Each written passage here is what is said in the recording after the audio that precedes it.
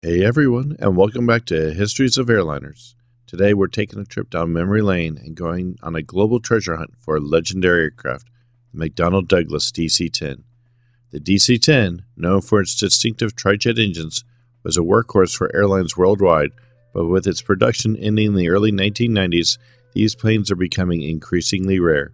So buckle up, aviation enthusiasts, because we're about to embark on a journey to find the remaining DC-10s around the world.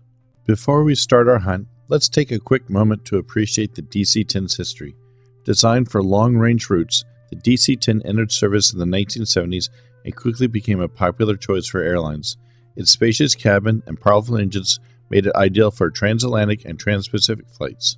However, the DC-10 faced some challenges.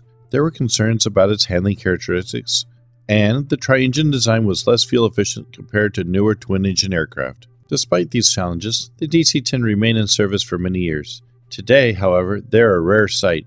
Most airlines have opted for more modern, fuel-efficient aircraft. So, where can we find these remaining DC-10s? Well, let's hop on a virtual globe and embark on our treasure hunt.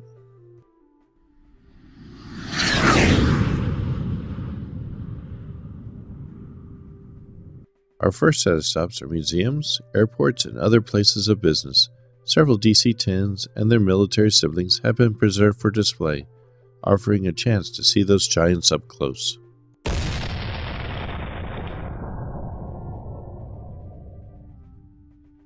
This aircraft was quite literally one of the prototypes for the DC-10 aircraft type. It flew for several years in McDonnell Douglas house colors, and in the 1970s era American Airlines red, white, and blue cheat line livery, although American Airlines would end up not purchasing this particular aircraft. By 1977, this aircraft was serving in Great Britain with Flickr Airways.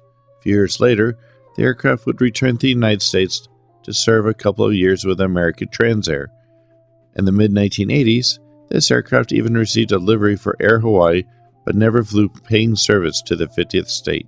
Back to Great Britain we go, for this aircraft went in 1986 to service with Cal Air International and the similarly painted Novair International Airways.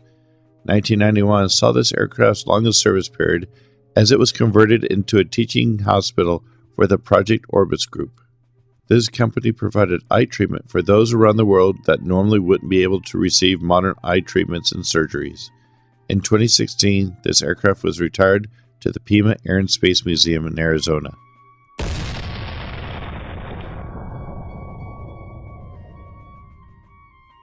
Previously covered in one of our videos is an old Monarch Airlines DC-10 forward section. In 1980, this aircraft was nearly taken up by Egypt Air, but in the end never flew for them. It did, however, fly for Zambia Airways starting in 1984. Then this aircraft was moved again to Great Britain and flew for Monarch Airlines. It was in this guise that the aircraft was mostly scrapped at the Manchester International Airport, with the forward section of the fuselage being put on display at the runway side air park.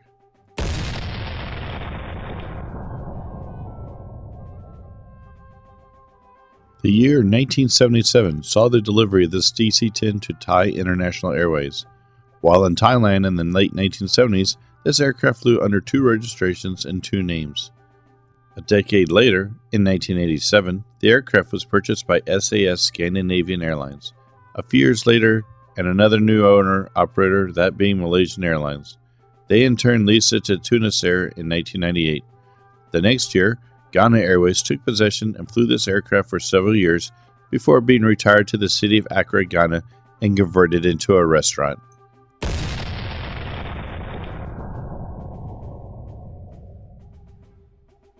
This aircraft was first purchased by British Caledonian Airways in 1979 for service in and around the United Kingdom. Nearly a decade later, Continental Airlines purchased this aircraft and flew it with passengers until the year 2000, when DAS Air Cargo began flying it after a conversion to an air freighter. Retired in 2006, this aircraft story took an odd turn. The Gate 88 nightclub in Bali, Indonesia installed the aft section with vertical stabilizer to the club's rooftop, and that's where it sits today in early 2024.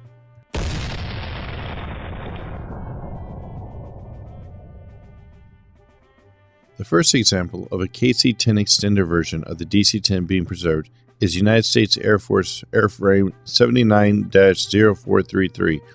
It was built and delivered to the United States Air Force in 1981 as the prototype for the entire fleet of 60 KC-10s that would eventually be built. While flying, this aircraft spent time serving with units based out of Barksdale Air Force Base in Louisiana and McGuire Air Force Base in New Jersey. KC-10s can carry up to 56,000 gallons of transferable fuel. The aircraft was retired to the Air Mobility Command Museum in April of 2022.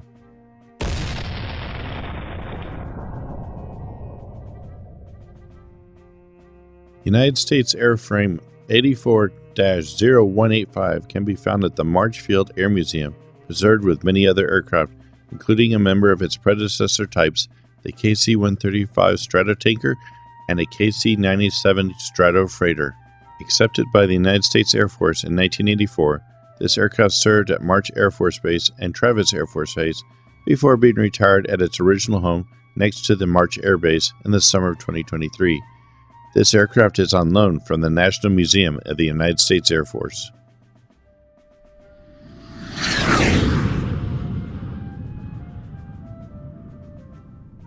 While not in a museum, other McDonnell Douglas DC-10s have been able to dodge the scrapper's blade by either being used as airport training aircraft for firefighters and other responders, or as a ground maintenance training aircraft.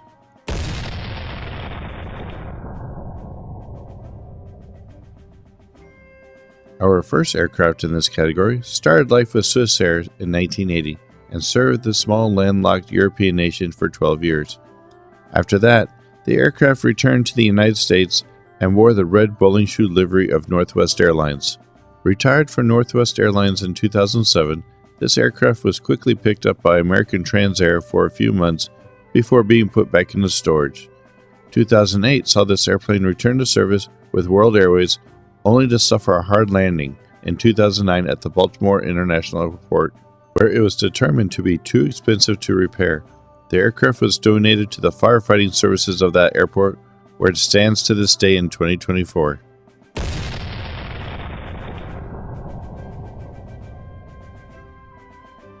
Starting life out as an Air New Zealand DC-10 was exciting enough for this airframe. On 22 December 1978, while operating as Air New Zealand Flight 103 from Fiji to Auckland, New Zealand, the aircraft crew of this DC-10 was able to help the pilot of a Cessna 188 that was lost over the Pacific Ocean to find Norfolk Island prior to that aircraft running out of fuel. Luckily for the Cessna 188 pilot, this aircraft had just been returned from a lease period by Malaysia Airlines. After the incident, the aircraft would go on to fly for National Airlines. In 1982, the aircraft could be seen in Land Chile colors. 4 years later, it was in Northern Europe with Scandinavian Airlines, and then with their charter holiday subsidiary, Scanair. The aircraft then went to France to fly for Air Montremer, which then became AOM French Airlines in 1992. A brief lease to Cubana was followed by a return to AOM French Airlines. The aircraft was then retired to the Jose Marti International Airport in Havana, Cuba in 2003 in Air Lib colors to be used as an airport grounds trainer.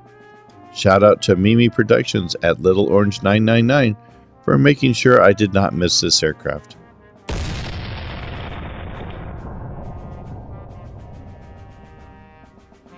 The last aircraft on our list was made specifically for airlines with many high-altitude airports that they need to fly into. In this instance, this original customer was Mexicana Airlines, which took delivery in 1981. After more than a decade with Mexicana, the aircraft was then leased to Aero Peru. Further into the 1990s, the aircraft went to fly with Skyjet Antigua and then Skyjet Brazil. 1998 saw operations shift over to Transair International, and then by the turn of the century, the aircraft was flying for Electra Aviation. 2005 saw this aircraft under the ownership of Pamir Airways and then leased next year to a company called Global Aero Investments. Since then, the aircraft has been used as a ground trainer for Peruvian Air Force personnel at the Las Palmas Air Force Base.